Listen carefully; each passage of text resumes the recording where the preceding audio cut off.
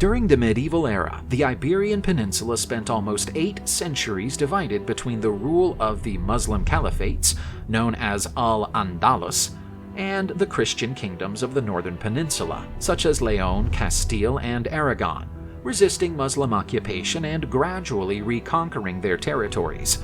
This turbulent period, marked by wars and conspiracies, became known as the Reconquista in Spanish history. During the military conflicts, a hero emerged whose name is echoed in history: Rodrigo Díaz de Vivar, better known as El Cid or El Campeador, a bold and fearless warrior whose deeds became legendary and were enshrined in medieval tales. El Cid is thought to have been born sometime between 1043 and 1045 in Vivar, a small town about 10 kilometers north of Burgos, the capital of Castile. Historical records show that El Cid's father was Diego Llanes, part of the minor nobility of Castile. From an early age, El Cid showed remarkable fighting skills. He mastered the art of chivalry with flair and showed enormous leadership ability. A well-known story about El Cid describes how he acquired his famous warhorse, the white stallion Babica. El Cid's godfather was a Catholic monk called Pedro el Grande. Pedro's coming-of-age present to El Cid was a horse from an Andalusian herd. El Cid chose one that the godfather considered inferior, prompting the monk to exclaim, "Babica," meaning stupid in the old Castilian language. El Cid then chose the name Babica for his horse.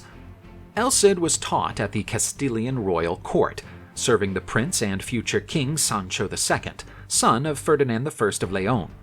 After Ferdinand I's death in 1065, Sancho II continued his father's goals of expanding his territory by conquering the Christian and Moorish cities of Zamora and Badajoz.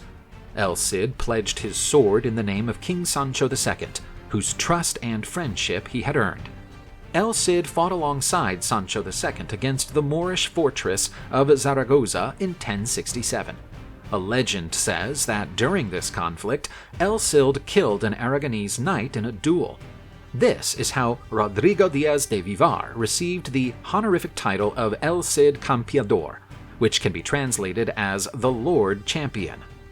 According to Spanish tradition and literature, El Cid had 2 legendary swords.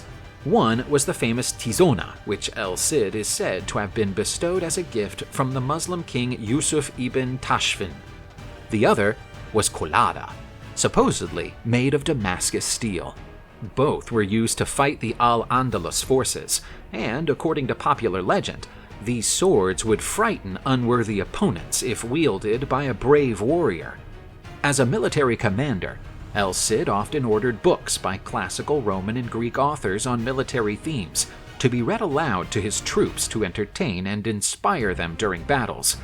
El Cid also liked to use unexpected strategies, opting for what modern generals call psychological warfare, spreading terror in his enemies and attacking them suddenly. When Sancho II was murdered by a traitor on October 7, 1072, in his own military camp, El Cid found himself embroiled in a maelstrom of treachery and conspiracy. The new king, Alfonso VI of Leon and Castile, younger brother of the late Sancho II, disliked El Cid, as the noble knight had much influence in the army and was respected even by Muslim generals and nobles. For his part, El Cid also liked to taunt powerful nobles and started disrespecting the orders issued by Alfonso VI. Despite their disagreements, El Cid married Jimena Diaz, the niece of King Alfonso VI. The couple had 3 children, 2 girls and a boy. It was a marriage to appease tensions between El Cid and Alfonso VI. But the peace did not last long. Some Castilian nobles envied El Cid and started to stir up accusations of treason and corruption against him. The situation became even more tense after El Cid defeated Al-Qadir of the Kingdom of Toledo, as well as his Castilian ally Garcia Ordóñez at the Battle of Cabra in 1079. El Cid is said to have led an offensive military maneuver without royal permission, which deeply angered King Alfonso VI. As a result, El Cid lost all his nobility and lands, and was exiled from the Kingdom of Castile and Leon. But exile was not El Cid's demise. Like many other knights before him who had also lost the king's favors, he sought a new lord whom he could serve, along with his small army.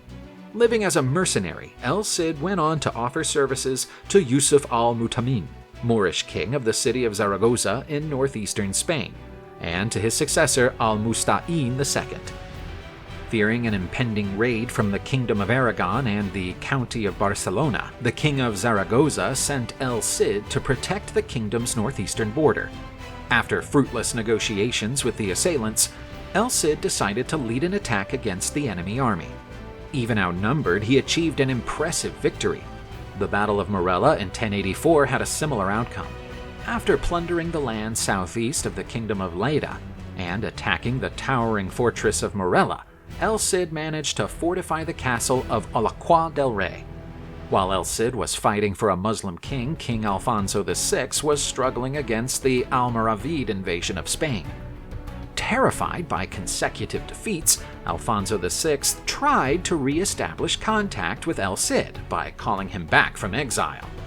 El Cid agreed to serve the Kingdom of Leon in Castile again in 1087. El Cid went on to command a mixed Christian and Moorish army, attempting to create his own fiefdom in the Mediterranean coastal city of Valencia. After many years of siege, Valencia was conquered, and El Cid came to rule it, supposedly in the name of Alfonso VI. He had outright independence. The city was both Christian and Muslim. The two factions served in the army and government. But there was a new disagreement between El Cid and Alfonso VI when the Almoravid Emperor Yusuf ibn Tashufin of Morocco besieged the fortress of Aledo in the summer of 1088. Alfonso VI decided to promptly defend the fortress and ordered El Cid to join him in Villena so that the two armies could combine forces. For reasons unknown to this day, El Cid did not march to the king, and ended up once again exiled from the Kingdom of Castile and Leon, with lands and goods confiscated. El Cid was pardoned once more and returned to Valencia in 1089, where he was again allowed to collect taxes in the capital and the surrounding villages. El Cid died at home in Valencia in 1099. His body lies in the center of Burgos's impressive cathedral. That was the end of the great warlord El Cid, El Campeador, respected by Christians and Muslims alike, feared by enemies and allies equally, a feat few leaders in history have achieved.